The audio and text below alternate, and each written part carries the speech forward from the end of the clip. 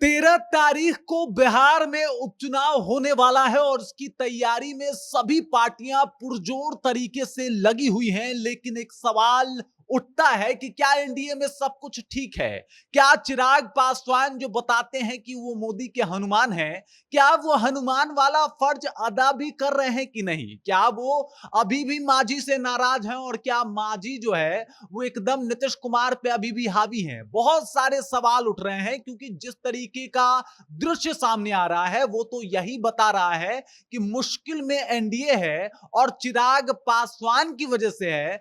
किस तरीके है, क्यों है, ये सब कुछ आपको विस्तार पूर्वक मैं समझाऊंगा। लेकिन उससे पहले मेरा परिचय जान लीजिए। मेरा नाम है रजत और आप जनता जंक्शन देख रहे हैं। आप देख लीजिए, उपचुनाव का माहौल है। सभी पार्टियां एकदम से पूरा जोर पूरा दम लगा चुकी हैं, एकदम मेहनत कर रही हैं। और आज तो 11 तारीख भी हो चुका है, मतलब प्रचार प्रसार का दिन जो है वो आज ही तक का था। अब आज के बाद प्रचार प्रसार नहीं होगा उन 4 विधानसभा सीटों पे।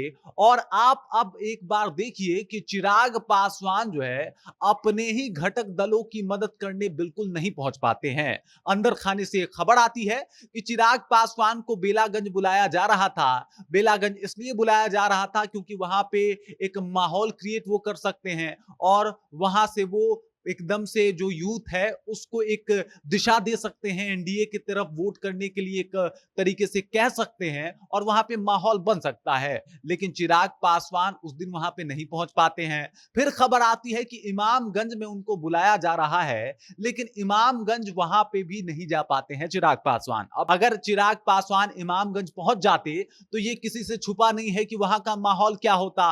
अगर इमामगंज की बात की जाए तो सबको पता है कि वहां पे एसटी एससी वोटरों की संख्या जो है वो बहुत ज्यादा है और चिराग पासवान का उन कास्टों के ऊपर पकड़ भी बहुत ज्यादा है। पासवानों की संख्या भी वहां पे बहुत ज्यादा है और अगर चिराग पासवान एक बार जाके वहां पे कह देते तो सभी पासवान वोटर जो है वो एकदम से मांझी के बहू के साथ खड़े हो जाते।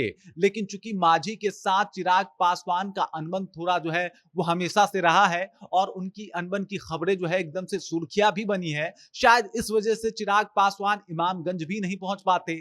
लेकिन झारखंड में जाके एकदम से जनसभा कर रहे हैं, लोगों के बीच में जा रहे हैं, जहां से उनके कैंडिडेट उतरने वाले हैं वहां पे भी एकदम पूरा माहौल बना रहे हैं। अब इसी वजह से ये खबरें आने लगी है कि भले मीडिया इंटरव्यू में जाके चिराग पासवान इस बात का जिक्र कर दिया करते हो कि भाई सब कुछ ठीक है, वो मोदी के हनुमान है और मरते दम तक वो नरेंद्र मोदी का साथ नहीं छोड़ेंगे।